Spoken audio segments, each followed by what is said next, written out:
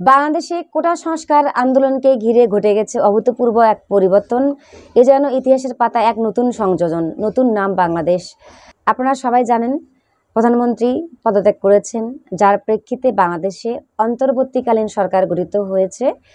আজ দুপুরে শান্তিতে নোবেল বিজয়ী ডক্টর মোহাম্মদ ইউনূস স্যার এসেছেন। তিনি এসেই একটা সুন্দর কথা বলেছেন, যদি আপনারা আমাকে চান তাহলে আমার কথা শুনতে হবে, যদি না শুনেন তাহলে আমার আপনাদের আর দরকার নেই, আমাকে বলে দেন আমি চলে যাই।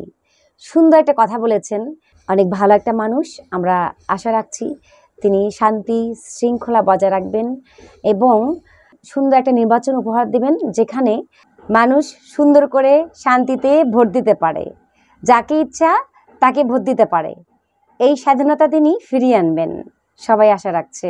আমরা বাংলাদেশে যারা যারা মুসলমান, হিন্দু, বৌদ্ধ, খ্রিস্টান আছি, সবাই একসাথে বেঁচে থাকবো, এটাই হোক আমাদের প্রত্যাশা।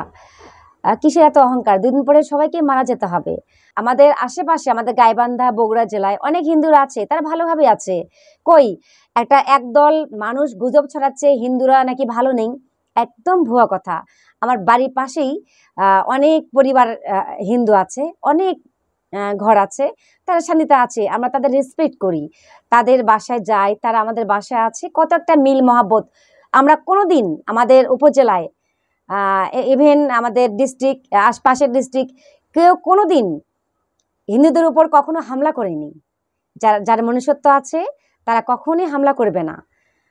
আর একদল মানুষ গুজব ছড়াচ্ছে, দেশের বাইরে গুজব ছড়াচ্ছে, ভারতে গুজব ছড়াচ্ছে নাকি বাংলাদেশে নাকি হিন্দুদের ওপর আক্রমণ করা হচ্ছে, বাড়িঘর জ্বালিয়ে দেওয়া হচ্ছে। এটা ভুল কথা।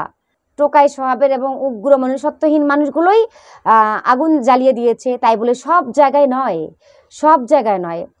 প্লিজ দেশের বাইরে যারা আছেন, এটা আপনারা ভুল বুঝবেন না, কারণ আমার নিজের চোখে দেখা, আমার রিলেটিভদের কাছে শোনা, এবং বাংলাদেশে অনেক জায়গায় আমাদের রিলেটিভরা আছে, আমরা শুনছি, জানছি যে আসলে এগুলো গুজব ছড়ানো হচ্ছে।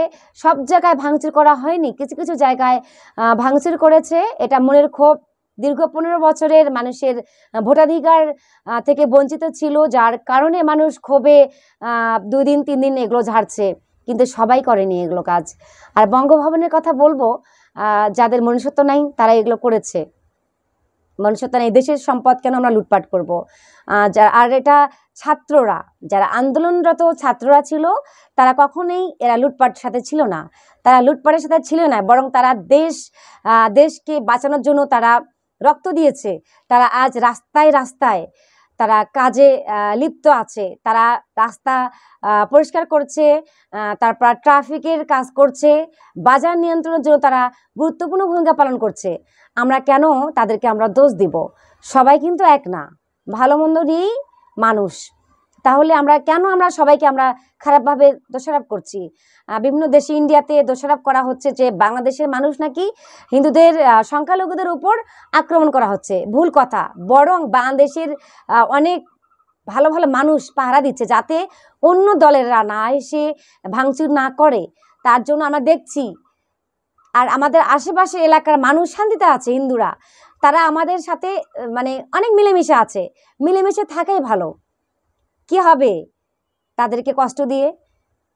হিন্দু মুসলমান সবাই সমান, বৌদ্ধ খ্রিস্টান সবাই সমান, সবাই আমরা থাকবো না, মারা যাব। মানুষকে আঘাত দেওয়া ঠিক না। যার মনুষ্যত্ব আছে সে কখনো আঘাত দেবে না। হ্যাঁ, তৃতীয় পক্ষ এসে সুযোগ নেবে, তারা অনেক গুজব ছড়াবে এবং তারা দাঙ্গামা করবে, তাদের কথা আলাদা। ক্ষমতার লোভে তারা অন্ধ হয়ে যায়। আমরা যারা সাধারণ মানুষ, তারা কখনোই ক্ষমতার সাথে লড়ি না। আমরা সাধারণ মানুষ, সাধারণভাবেই জীবনযাপন করি।